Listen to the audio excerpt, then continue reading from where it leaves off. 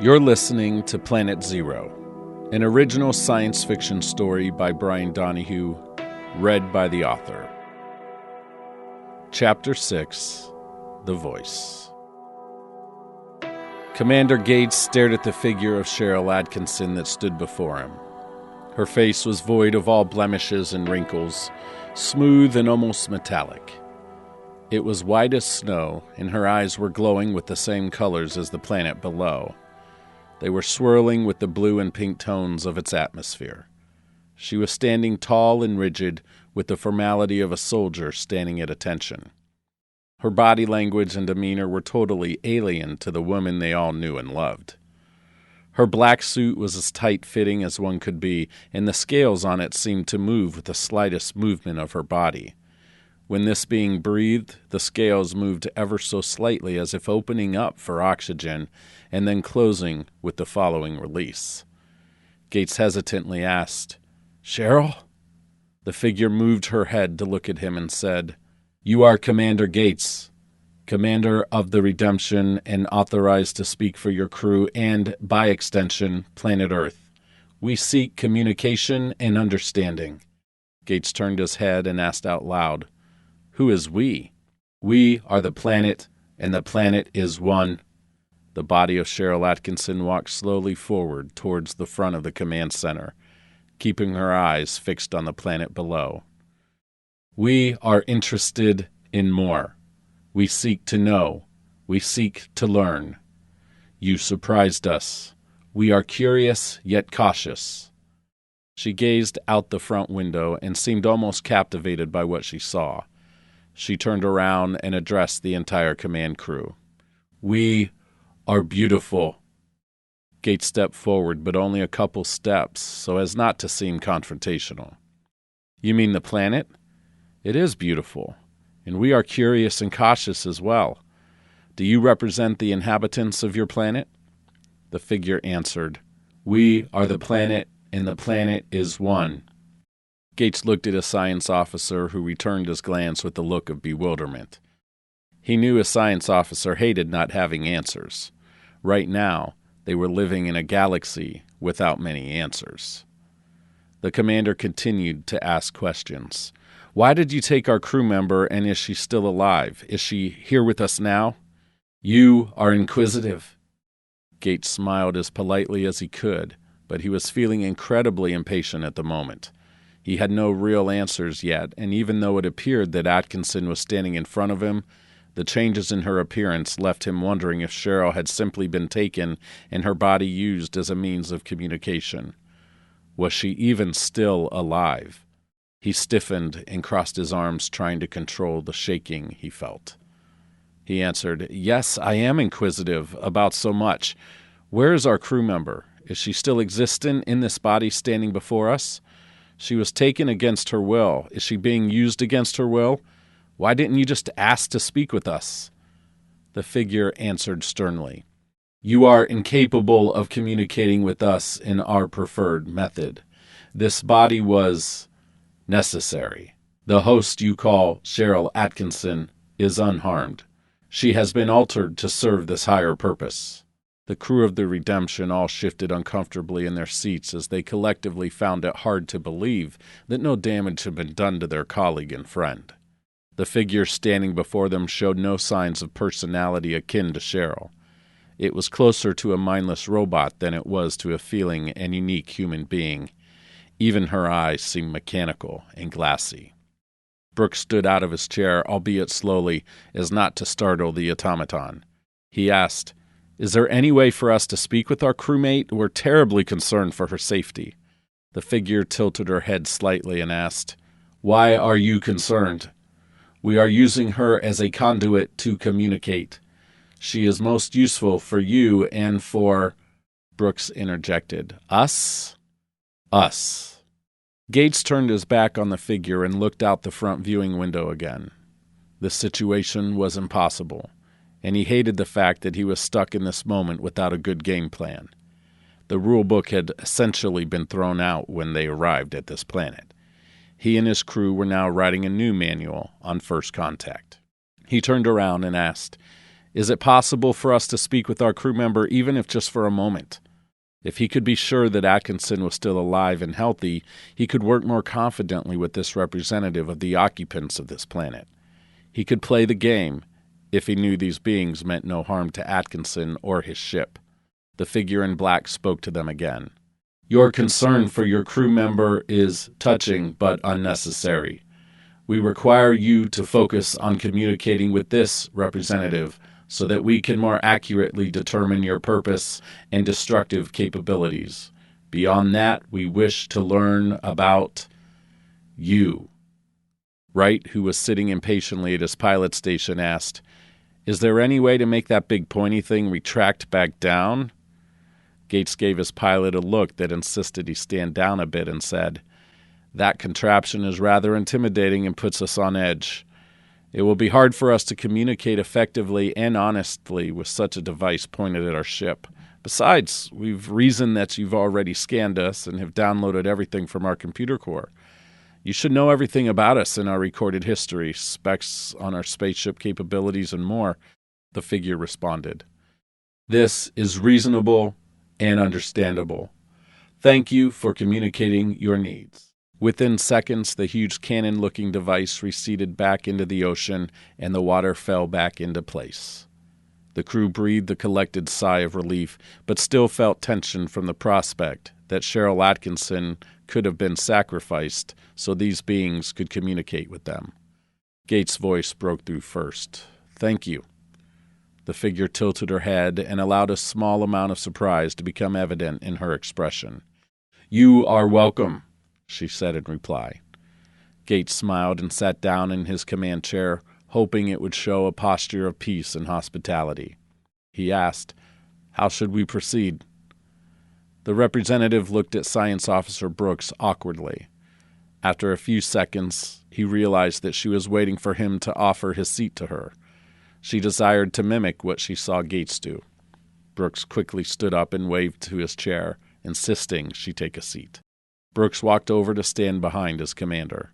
Gates looked up at him and nodded in appreciation. The figure sat rigidly in the chair, looked slowly around the command center, noticed each person, and breathed in deeply as if preparing herself for something. She crossed her legs, placed her hands upon her thighs, and lowered her head slightly. She looked directly into the eyes of Commander Gates and asked, Is there a way to record our conversation into your computer core memory? What I am about to tell you will be of great interest to your civilization and for the addition of your knowledge of the universe. Brooks walked back over to the science station and pressed a few buttons. He said, We're now recording. Everything you say will be downloaded directly to our computer core. She shut her eyes and paused for a moment while the crew sat on the edge of their seats. When she opened her eyes again, there was something new there, a spark of life, of energy. Her voice sounded slightly different, but it was clear and mysteriously soothing. This representative began speaking about wondrous things, things even science fiction writers of Earth's past could never have dreamed up. They all sat in wonderment at the wealth of knowledge concerning the universe she was sharing with them. There was just one thing missing: any mention of the planet below them. This voice was sharing a wealth of information, but Gates was growing weary of the lack of any mention of who they were interacting with. He shifted in his chair, growing more and more uncomfortable. He tapped a command into his communication device on his wrist and noticed when Weapons Officer Moore appeared to receive it. Moore very slowly turned his chair around and examined his readouts. He tapped the shoulder of the pilot beside him, who, in turn, began examining his own workstation. Gates' concerns were confirmed when Wright informed him through their communication device readout that they were slowly being pulled closer to the planet. The commander looked back up slowly at the figure before him. The voice he was listening to was nothing more than a distraction.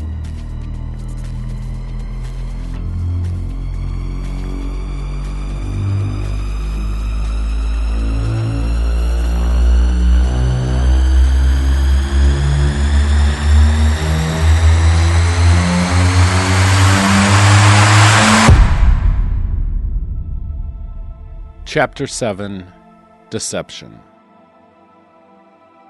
Gates continued listening to the representative for several minutes as he tried to discern what his next move should be. Wright was clearly concerned and grew more agitated by the minute. Moore, his weapons officer, quietly tried to comfort the younger man beside him. This was no time for panic. The commander needed his crew to remain calm and to wait for his direction. Moore was showing his experience as he calmed the pilot beside him. Gates appreciated Moore's instincts, and furthermore, appreciated that he didn't have to tap his communication device again, as it might solicit the attention of this deceiver.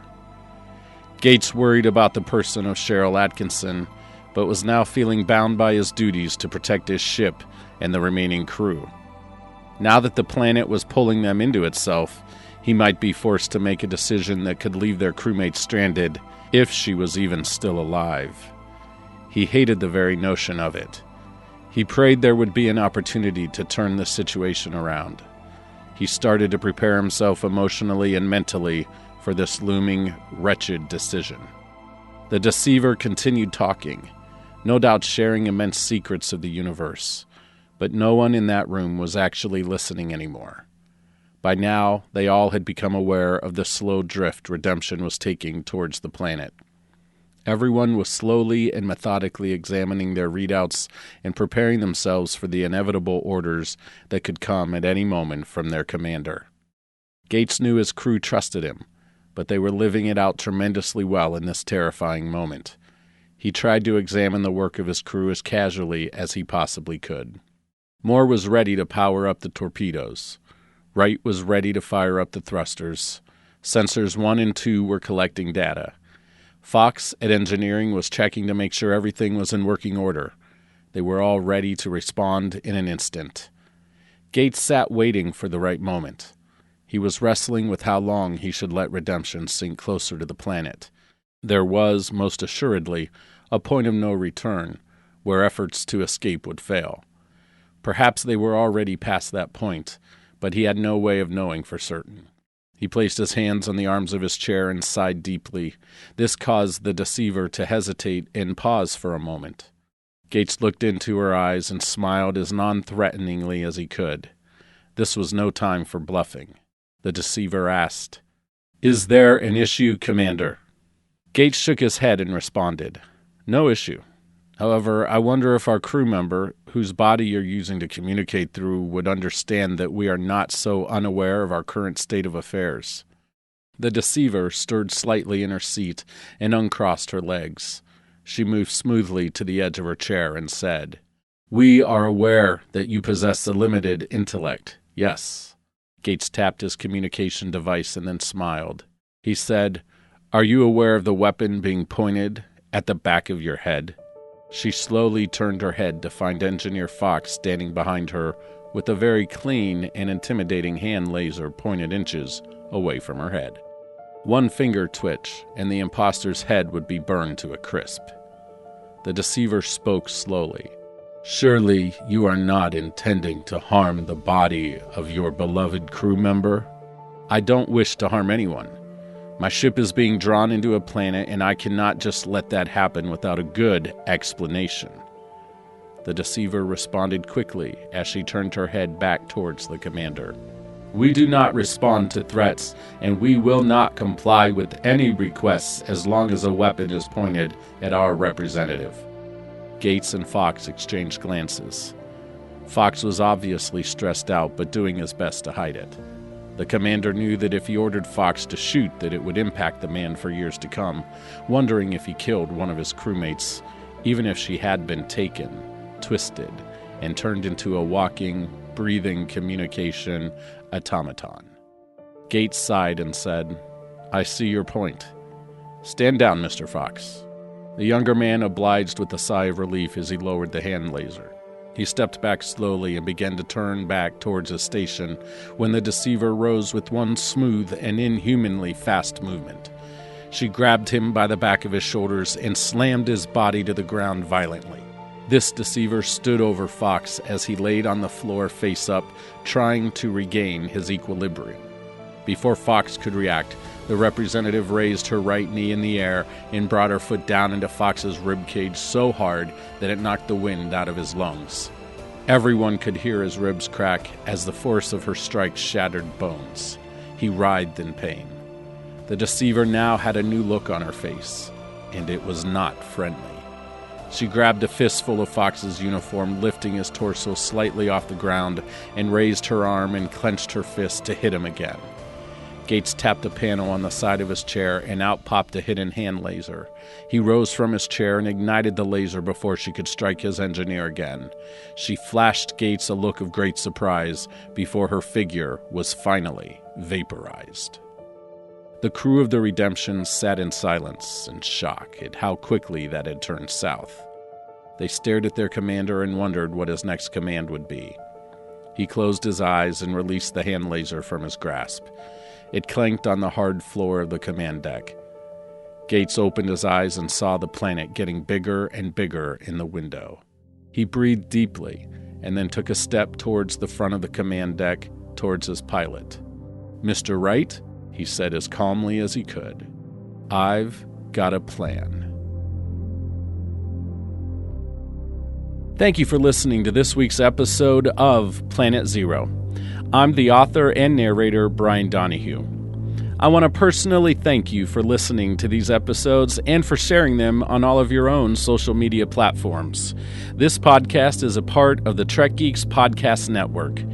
Do me a favor and check out the other podcasts on this wonderful network, including my other podcast, the BIG Sci-Fi Podcast, where Adina, Brian, Chris, and Steve talk all things science fiction.